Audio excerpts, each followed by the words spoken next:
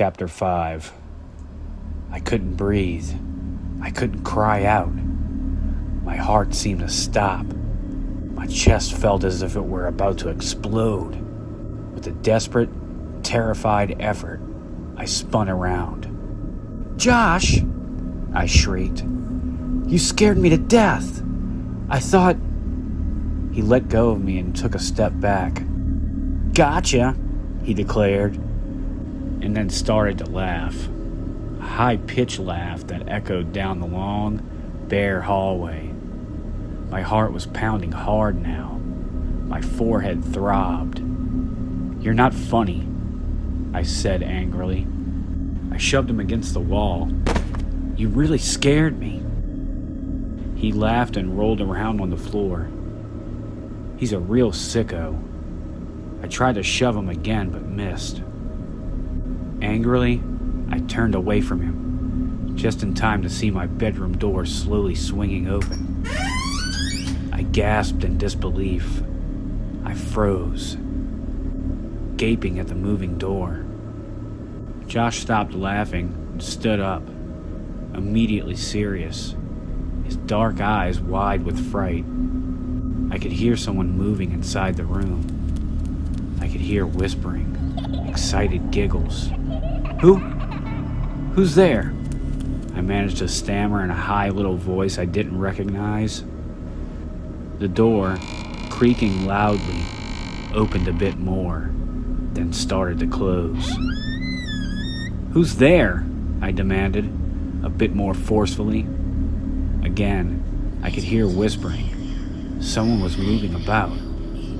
Josh had backed up against the wall and was edging away towards the stairs. He had an expression on his face I'd never seen before. Sheer terror. The door, creaking like a door in a movie-haunted house, closed a little more. Josh was nearly to the stairway.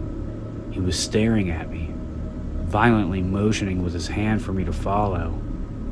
But instead, I stepped forward, grabbed the doorknob, and pushed the door open hard. It didn't resist. I let go of the doorknob and stood blocking the doorway. "Who's there?" The room was empty. Thunder crashed. It took me a few seconds to realize what was making the door move. The window on the opposite wall had been left open several inches. The gusting wind through the open window must have been opening and closing the door. I guess that also explained the other sounds I heard inside the room. The sounds I thought were whispers. Who had left the window open? The painters, probably. I took a deep breath and let it out slowly, waiting for my pounding heart to settle down to feel normal. Feeling a little foolish, I walked quickly to the window and pushed it shut. "Amanda, are you all right?" Josh whispered from the hallway. I started to answer him, but then I had a better idea. He had practically scared me to death a few minutes before. Why not give him a little scare? He deserved it. So I didn't answer him. I could hear him take a few timid steps closer to my room. "Amanda? Amanda? You okay?" I tiptoed over to my closet, pulled the door open a third of the way. Then I laid down flat on the floor, on my back, with my head and shoulders hidden inside the closet and the rest of me out in the room. "Amanda?" Josh sounded very scared. "Oh," I moaned loudly. I knew when he saw me sprawled on the floor like this, he'd totally freak out. "Amanda? What's happening?" He was in the doorway now. He'd see me any second now.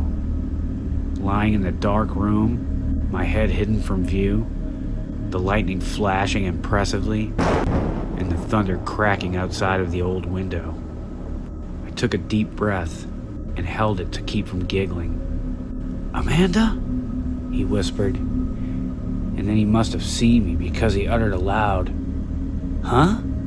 And I heard him gasp, and then He screamed at the top of his lungs. I heard him running down the hall to the stairway, shrieking, "Mom! Dad!" And I heard his sneakers thudding down the wooden stairs, with him screaming and calling all the way down. I snickered to myself. Then before I could pull myself up, I felt a rough, warm tongue licking my face.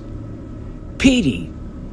He was licking my cheeks, licking my eyelids, licking me frantically, as if he were trying to revive me, or as if to let me know that everything was okay. "Oh, Petey. Petey," I cried, laughing and throwing my arms around the sweet dog. "Stop! You're getting me all sticky." But he wouldn't stop. He kept on licking fiercely. The poor dog is nervous too, I thought. "Come on, Petey, shape up," I told him, holding his panting face away with both my hands. "There's nothing to be nervous about. This new place is going to be fun. You'll see."